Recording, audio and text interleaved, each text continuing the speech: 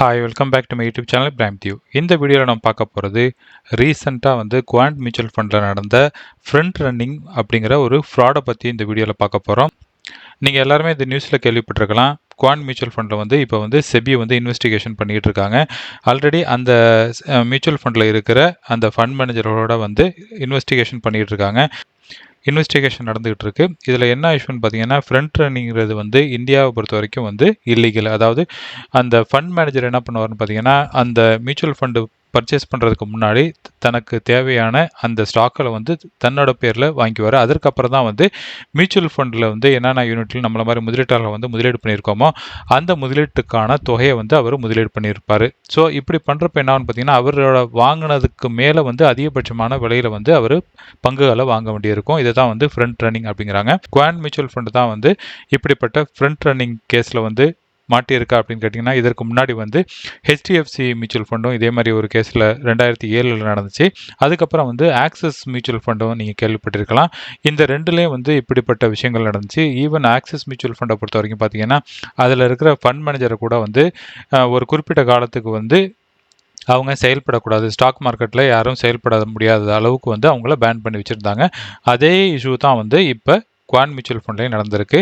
இப்போ quant mutual ஃபண்டில் நம்மள மாதிரி முதலீட்டாளர்கள் பெரிய அளவில் முதலீடு பண்ணியிருப்பாங்க. ஏன் முதலீடு பண்ணுறோம் அப்படின்னு கேட்டிங்கன்னா, அதில் நல்ல ஒரு வருமானம் கிடைக்குது, அவங்களோட எல்லா ஃபண்டும் நல்லா பெர்ஃபார்ம் பண்ணிகிட்டு இருக்கு அப்படிங்கிற அந்த எண்ணத்தில் தான் பலரும் முதலீடு பண்ணிகிட்டு இருப்பாங்க. இப்படிப்பட்ட ஒரு நெகட்டிவான ஒரு நியூஸ் வந்ததுக்கப்புறம் என்ன ஆகும்னு பார்த்தீங்கன்னா, எல்லாரும் முதலீட்டாளர் தன்னோட பணத்தை வெளியில் எடுக்க ஆரம்பிப்பாங்க. அப்படி தான் இப்போ கடந்த 3 நாட்களில் பார்த்தீங்கன்னா, கிட்டத்தட்ட 1400 கோடிகளுக்கு முதலீட்டாளர் முதலீட்டை வெளியில் எடுத்திருக்காங்க. இதற்கெல்லாம் என்ன காரணம்னு பார்த்தீங்கன்னா, தங்களோட பணம் பெரிய அளவில் லாஸ் ஆகிடும் அப்படிங்கிற அந்த ஒரு அச்சத்தில் தான் தன்னோட பணத்தை எடுத்திருக்காங்க. இது வரைக்கும் இந்த குவாண்ட் மியூச்சுவல் ஃபண்டில் இது வரைக்கும் என்ன நடந்துகிட்டு இருக்குது அப்படின்னு பார்த்தீங்கன்னா, இன்னும் ஸ்டில் இன்வெஸ்டிகேஷன் தான் போயிட்டுருக்கு. இன்னும் இதற்கான ஃபுல் டீட்டெயில் இன்னும் வெளியில் வரல. நான் என்னென்ன விஷயங்கள் இன்னும் கவனிக்க வேண்டியிருக்கு அப்படிங்கிறத பார்க்கலாம்.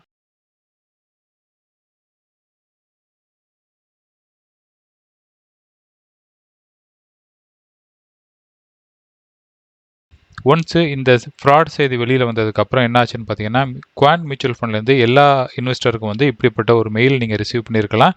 ஸோ இன்வெஸ்டரை யாரும் ஒரி பண்ண வேணாம் அப்படிங்கிற அளவுக்கு ஒரு மெயில் எழுதியிருந்தாங்க. ஏன்டா பலரும் பல்லாயிரம் கோடிகளுக்கு முதலீடு பண்ணியிருக்காங்க அப்படிங்கிற அந்த விஷயங்களையும் சொல்லியிருந்தாங்க.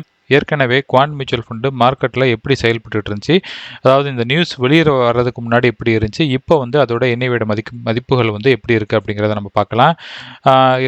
இதில் ஃபஸ்ட்டு காலத்தில் நீங்கள் பார்க்குறது 21/6, அதாவது ஜூன் 21ஆம் தேதிக்கும் ஜூன் 27ஆம் தேதிக்கும் உள்ள என்ஐவியோட டிஃப்ரெண்ட் என்ன அப்படிங்கிறத நீங்கள் பார்க்குறீங்க.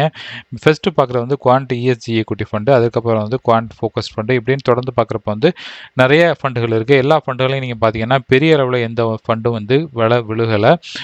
இதில் குவாண்ட் வேல்யூ ஃபண்டை பொறுத்த வரைக்கும் பார்த்தீங்கன்னா 20.76 இருந்துச்சு ஜூன் 21ஆம் தேதி அன்னைக்கு. அதுக்கப்புறம் பார்த்தீங்கன்னா வெறும் ஒரு 3 ஃபில்ஸோ 4 ஃபில்ஸ் தான் இறங்கியிருக்கு. அதே மாதிரி ஃபேமஸான ஃபண்டுகளாக பார்த்தீங்கன்னா quant mid cap fund, quant small cap fund, active fund, அதுக்கப்புறம் ஹெல்த் கேர் ஃபண்டு, இதெல்லாம் ரொம்ப பெரிய அளவில் விலை குறைஞ்சிடல. ஈவன் குவாண்டோட இன்ஃப்ராஸ்ட்ரக்சர் ஃபண்டும் பார்த்தீங்கன்னா பெரிய அளவில் ஒரு வித்தியாசம் இல்லை.